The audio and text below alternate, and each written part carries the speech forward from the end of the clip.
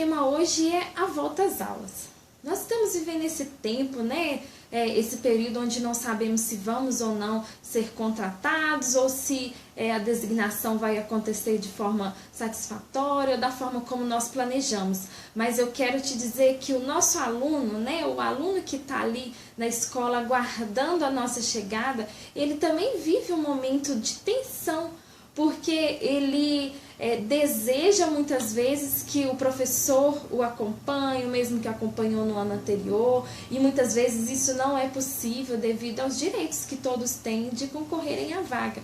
Mas nós temos que olhar para o outro lado. Esse aluno está aguardando a sua chegada. E uma coisa muito importante que eu quero falar com vocês é sobre isso.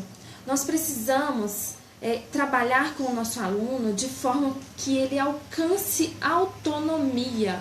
E isso, alguns diretores têm relatado isso para mim, eu tenho ficado muito feliz de ouvir, hoje mesmo ouvi de uma diretora escolar, Rosane Belico. Rosane contou para a gente a respeito de uma aluna que alcançou autonomia de uma forma tão satisfatória que a sua autoestima melhorou, ela passou a se arrumar mais, ela tem uma doença degenerativa, mas ela passou a se sentir valorizada e ela decidiu não ter um profissional de apoio acompanhando ela na escolarização no ensino médio, porque ela teve a compreensão de que ela não precisa mais desse atendimento porque ela alcançou um nível de autonomia. Então, isso para mim, isso para Rosane, né, Rosane, é a inclusão na prática, é a inclusão funcionando. Mas para isso nós temos que ter o nosso olhar atento. E o primeiro contato da criança com a escola, do jovem com a escola, principalmente do jovem com necessidades educacionais especiais, com deficiências, tem que ser um momento muito cuidadoso, muito criterioso da nossa parte como profissionais da educação. Então, eu estou falando para todos envolvidos no processo educacional na escola.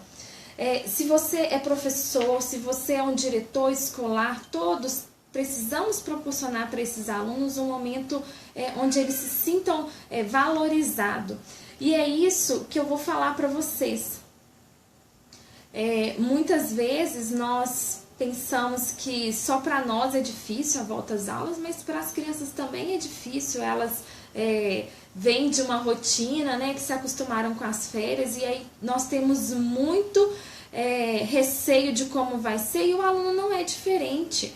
Ele tem as suas incertezas, como que ele vai aprender, quem vai estar ali aguardando por ele, e muitas vezes nós sabemos que esse atendimento não acontece como a gente gostaria que fosse, por exemplo, no início do ano, no primeiro dia de aula ele já tivesse esse acompanhamento.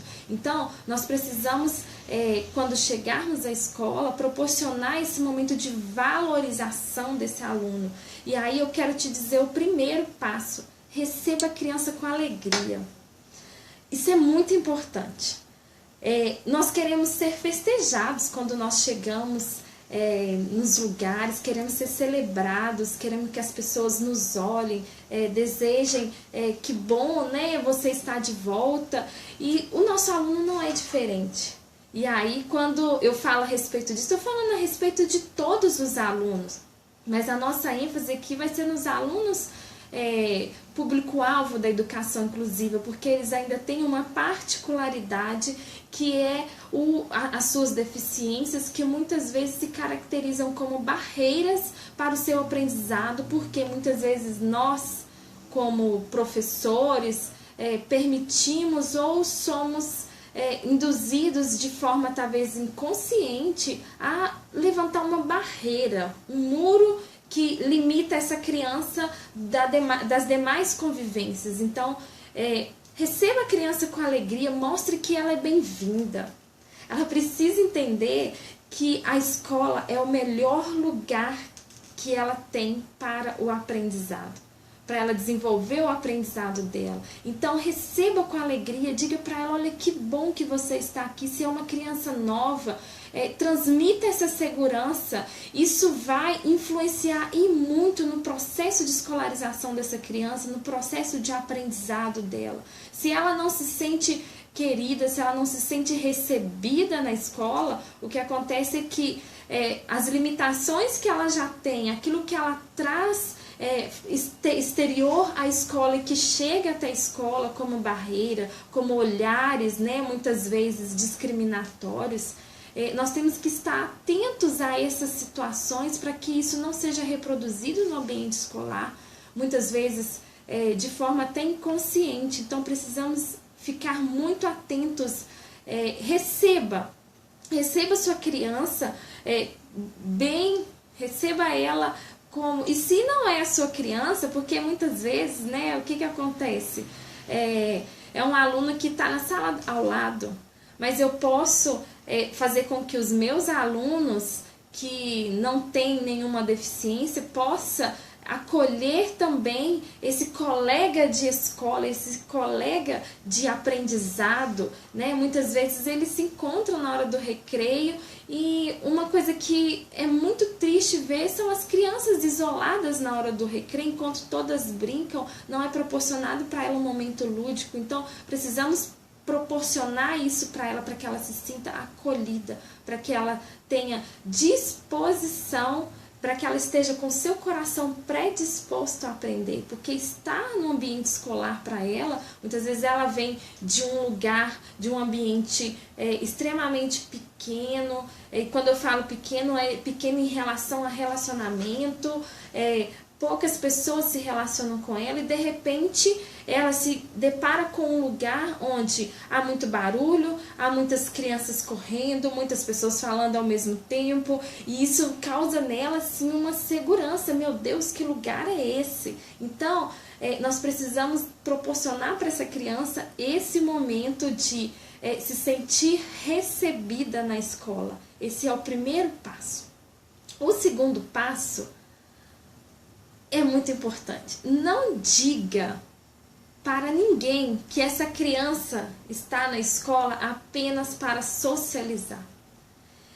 Essa é uma frase muito comum, mas que me causa um certo incômodo, porque a função da escola não é socializar, embora a socialização aconteça. Eu não estou dizendo que não existe socialização, mas essa não é a função principal da escola. A função principal da escola é proporcionar aprendizado, troca de experiências, troca de conhecimentos, e isso, essa criança também que está sendo inserida nesse ambiente, ela precisa ter acesso a isso.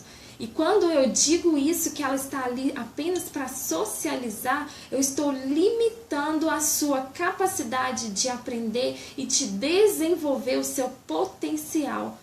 E quando eu falo em desenvolver o potencial, eu estou dizendo de todos os limites que essa criança pode vencer, de todas as barreiras que ela pode derrubar, com base em alguém que acredita nela, com alguém que investe nela conhecimento. E muitas vezes o que acontece é que talvez só o professor, ou talvez ela vai ter o professor e mais o pai ou a mãe, né, o cuidador, que acredita nela, que acredita no seu potencial. Então, leve isso para a criança. Não deixe isso nem de forma implícita, que ela está ali apenas para isso, porque você já vai fazer com que ela chegue predisposta a não aprender, a não desenvolver as suas habilidades, porque ela está ali só para socializar. Então, não diga mais essa frase, a criança está aqui apenas para socializar, porque a função da escola é proporcionar o aprendizado.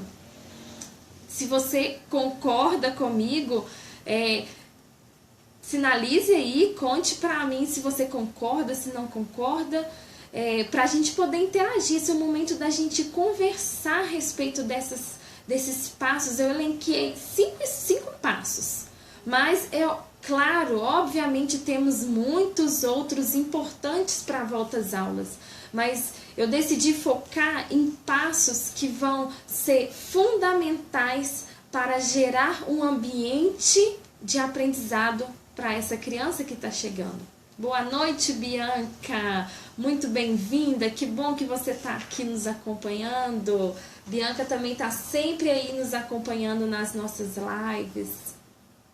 Quando eu falo, né, então vamos voltar ao segundo passo, quando nós dizemos para a criança que ela está ali só para socializar, nós estamos trazendo essa limitação e eu estou dizendo que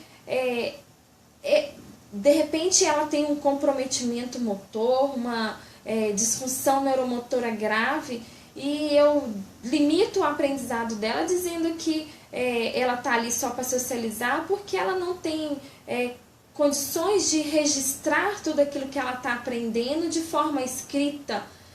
Então nós precisamos nos despir dos paradigmas que limitam a nós e que limitam também o nosso aluno.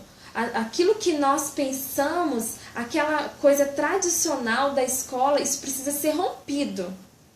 Isso precisa ser rompido, isso precisa ser desfeito. A sala de aula hoje não pode continuar sendo, né? Ela continua sendo uma reprodução do que era há anos atrás, dos primórdios da educação, das salas de aula, continua sendo da mesma forma. Então, nós precisamos compreender que existem outras formas de transmitir e de aprender. E isso só vai ser possível, o aluno só vai ter essa disposição quando eu, como professor, como uma referência, como uma autoridade no campo educacional, disser isso para ela. Olha, criança, você tem um potencial, apesar da sua deficiência, apesar das suas limitações, para muito além disso, o que você tem precisa ser despertado e eu estou aqui para te ajudar nisso. Você concorda, né, Jaqueline? É isso mesmo, eu também creio que se nós pensarmos na educação dessa forma, a mudança tem que acontecer através de nós. Nós somos os educadores que vamos fazer com que uma diferença aconteça no campo educacional. Isso está nas nossas mãos. Cleide Nara, seja bem-vinda. Obrigada. Vamos para o terceiro passo, que também é fundamental. O terceiro passo é trate a criança com empatia. Puxa vida, como isso é importante. Ano passado eu visitei algumas escolas e eu me deparei muito com a falta de empatia. E a falta de empatia, ela muitas vezes ela tem consequências muito graves, porque ela traz para o aluno uma impossibilidade. Ela faz com que a criança esteja num ambiente que muitas vezes ela considera hostil e talvez seja esse o motivo do aprendizado não acontecer, das suas limitações não serem vencidas. Então, olhe para o aluno de forma empática, se coloque no lugar dessa criança, da sua condição, de tudo aquilo que ela traz anteriormente.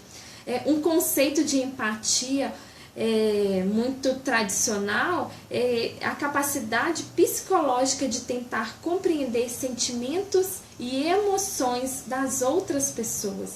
Então nós temos que nos colocar no lugar dessa criança e pensar como ela dá conta de conviver com tudo isso, né? Será que você teria essa tentativa de superação? Porque quando essa criança chega na escola e ela entende que ela tem que estar ali, ela está buscando essa tentativa de superação das suas barreiras, das suas limitações, tanto física quanto intelectuais.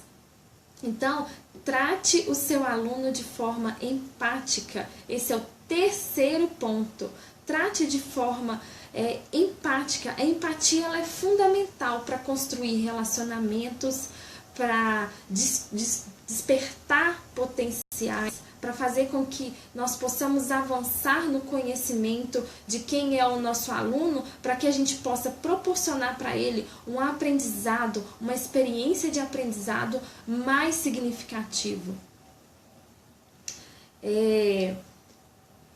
Então, uma coisa importante que nós que somos formados, né, que temos uma formação mais específica nas áreas das deficiências, nós devemos ser aquelas pessoas que vai levar isso ao conhecimento dos nossos colegas.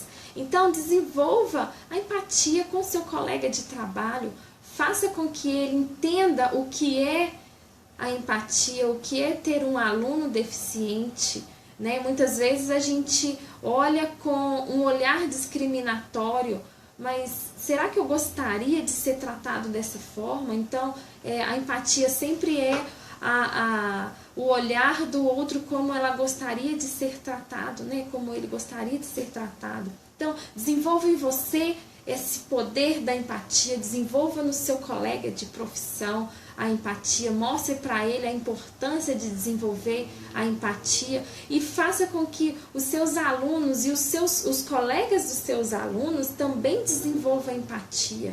E essa é uma parte muito fácil, porque nós percebemos, né, vocês podem dizer melhor do que eu, que os colegas, né, de classe, eles desenvolvem empatia muito rápido. Nós temos vários casos, várias histórias de casos, de pessoas, de alunos, né, que se dão bem, ajuda o outro, se torna monitor, dispensa, né, a ajuda de um outro profissional porque ele tem um colega para auxiliá-lo.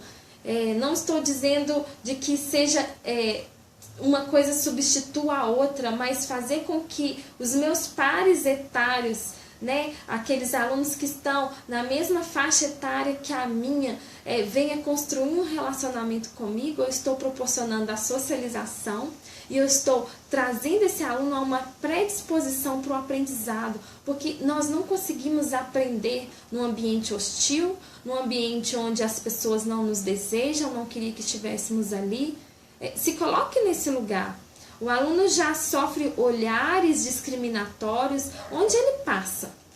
As pessoas discriminam ele pelo que ele faz, pelo que ele é, e ele chega na escola já esperando que esse ambiente seja reproduzido na escola, mas você, como um profissional, vai proporcionar para ele exatamente o contrário. Você vai dizer, olha, aqui você é valorizado, aqui você vai desenvolver todo o potencial que está dentro de você, e esse potencial ele vai mostrar que nada do que nós colocamos como limitações ou barreiras vão fazer com que ele pare. E aí nós vamos levar esse aluno a alcançar, e é uma coisa que eu acredito muito, e eu tenho visto muitas crianças alcançarem os níveis mais elevados de educação. Então, ele pode chegar a um nível de superior, ele pode chegar aonde ele quiser. Hoje o conhecimento e a forma de crescer na sociedade de hoje não é mais como nós crescemos, como nós vivemos há tempos atrás. A sociedade tem mudado rapidamente, a tecnologia, tudo isso tem nos garantido um acesso muito fácil. Nós temos ferramentas tecnológicas que proporcionam a esses alunos um acesso muito mais fácil às demais áreas da sociedade, os demais ambientes e espaços da sociedade. Então, busque desenvolver a empatia.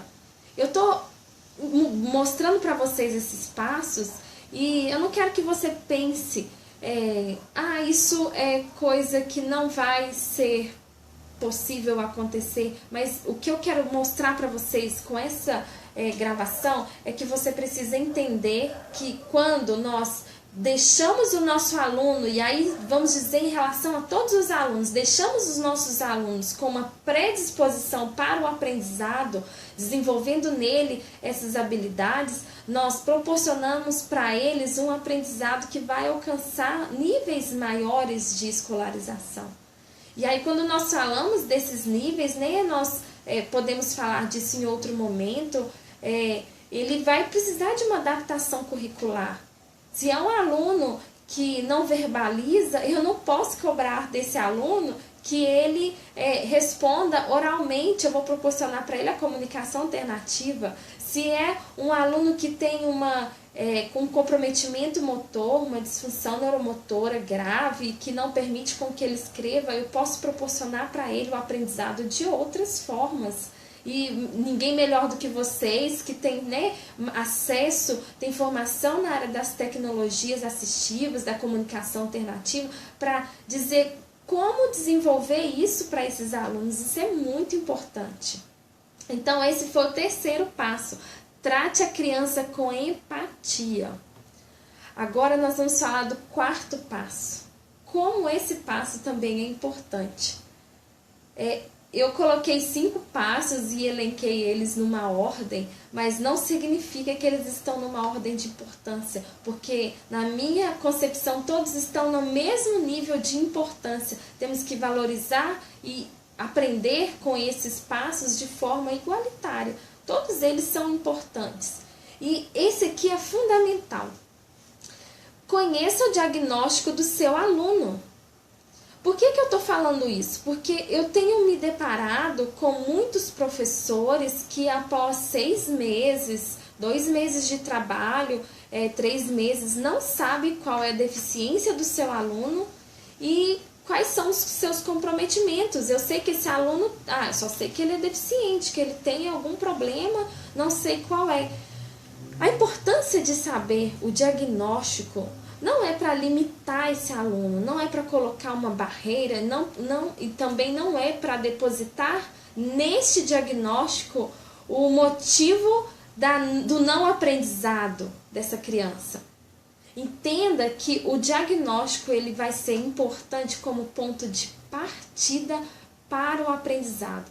E isso é muito importante vocês compreenderem, porque quando eu sei que o aluno tem uma deficiência que afeta determinada área do cérebro, por exemplo, eu sei quais são as atividades que eu vou propor para esse aluno de forma mais focada, de forma mais assertiva. Quando eu não sei a deficiência do meu aluno, quando eu não busco informações a respeito disso, hoje nós temos a internet à nossa disposição para que nós possamos fazer pesquisas válidas em vários sites confiáveis. Então, se você tem lá registrado apenas o CID, você pode buscar na internet o que significa esse CID, porque o CID ele é o código da deficiência. O que ele faz? Ele evita a exposição daquela criança a sua deficiência, para que ela não seja julgada pela deficiência, mas sim, né, ela seja olhada por quem ela é. Então, a importância do diagnóstico aqui é para que você tenha um ponto de partida para iniciar um aprendizado, né, um ensino para esse aluno eficaz, eficiente, para que ele possa desenvolver o seu aprendizado de forma mais significativa. Quando eu sei o diagnóstico do meu aluno, eu não fico fazendo tentativas, acertos e erros. Então, essa é a importância do diagnóstico. Saber o que esse aluno tem. O aluno, por exemplo, quando nós falamos do autismo, o autismo existe um espectro muito grande onde cada criança, cada ser humano, né, com autismo, ele tem um perfil diferente. Ele se encaixa dentro de um espectro que é convencional. Então nós não podemos dizer que todo autista tem determinada característica.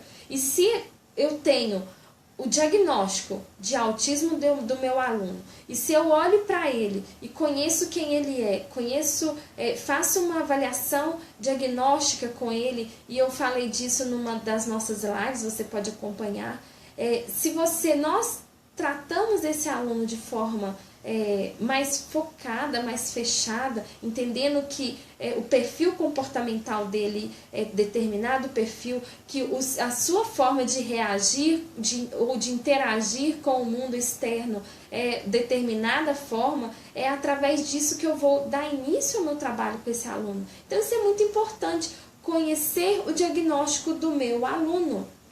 Então, eu incentivo você, agora na volta às aulas, conheça o diagnóstico do seu aluno, busque com os pais informações, busque com os médicos profissionais que atendem esse aluno, peça relatórios, se for possível.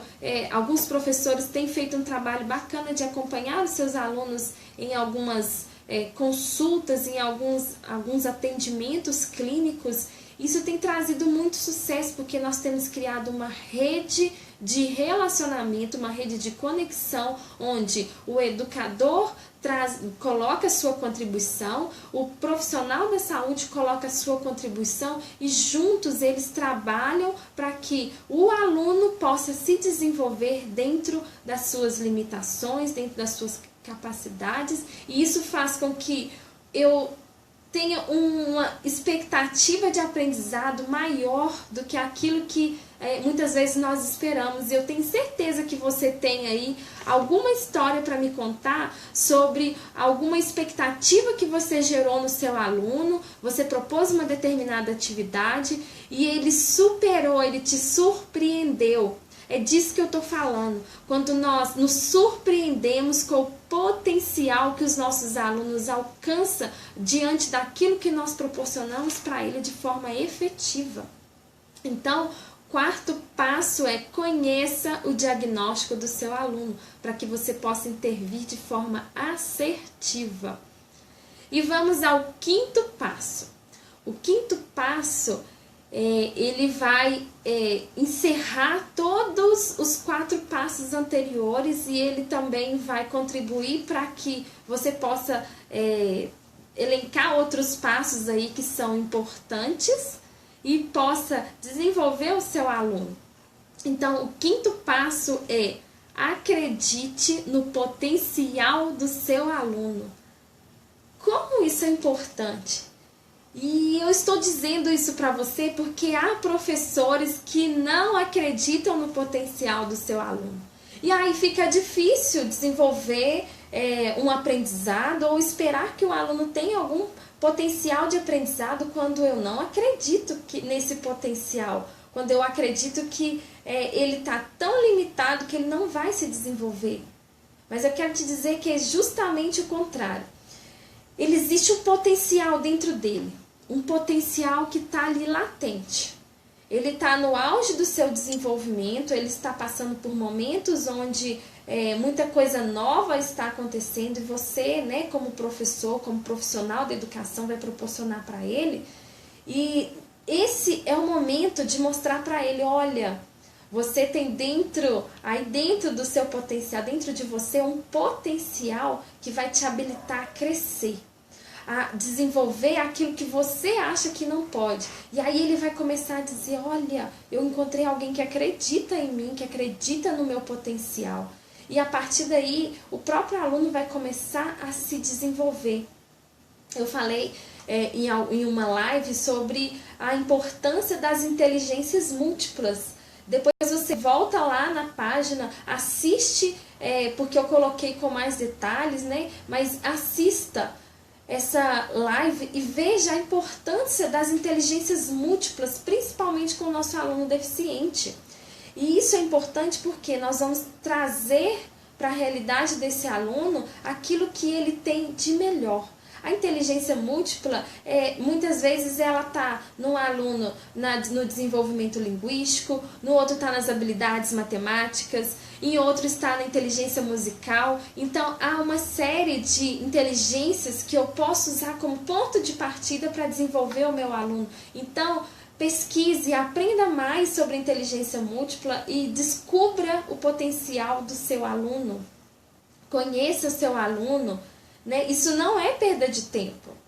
Né? Eu conheço muitas pessoas que falam para mim assim: mas eu vou perder tempo fazendo todo esse trabalho de conhecer o meu aluno, eu tenho conteúdo, eu tenho horário de aula, mas eu quero dizer para você que você está investindo o seu tempo e não perdendo o seu tempo, porque não adianta eu não conhecer o meu aluno, não saber quais são os seus potenciais, quais são as suas habilidades, o que eu posso cobrar desse aluno, porque se eu não conheço, eu vou chegar lá no final de um ano de escolarização e vou dizer aquela célebre frase que eu espero não ouvir de nenhum de vocês, que esse aluno não aprendeu nada. Existe um aprendizado e nós precisamos valorizar os pequenos aprendizados. Muitas vezes o que o aluno vai conseguir aprender é sair daquele momento agressivo, talvez essa vai ser a primeira habilidade, o primeiro desenvolvimento dele, ele vai sair daquele momento de agressividade, de hostilidade, para alcançar um momento onde ele consegue entrar na sala de aula, ele consegue compartilhar aquele tempo com seus colegas de turma, com o professor regente, e ele vai avançar no seu aprendizado. Isso é muito importante, então valorize os pequenos avanços do seu aluno, valorize cada passo, valorize cada avanço do seu aluno, porque isso faz com que ele se sinta capaz cada vez mais e ele cresça no desenvolvimento das suas habilidades. Bem, Jaqueline está dizendo que usou muito essa fala com uma aluna no ano passado. Perfeito, Jaqueline. É isso mesmo, nós temos que sempre motivar os nossos alunos. Quando eu conheço a realidade do meu aluno, quando eu faço uma anamnese com ele lá agora no início do ano, eu sei quem é esse aluno, de onde ele vem, qual é a sua realidade, quem são as pessoas que andam com ele, quem são os seus cuidadores, são os pais, ele foi adotado, qual que é a situação familiar dessa criança, eu posso me colocar de forma empática para esse aluno, para que ele possa se abrir, confiar em mim como professor. Então, essa foi a nossa live de hoje, eu espero que vocês tenham gostado.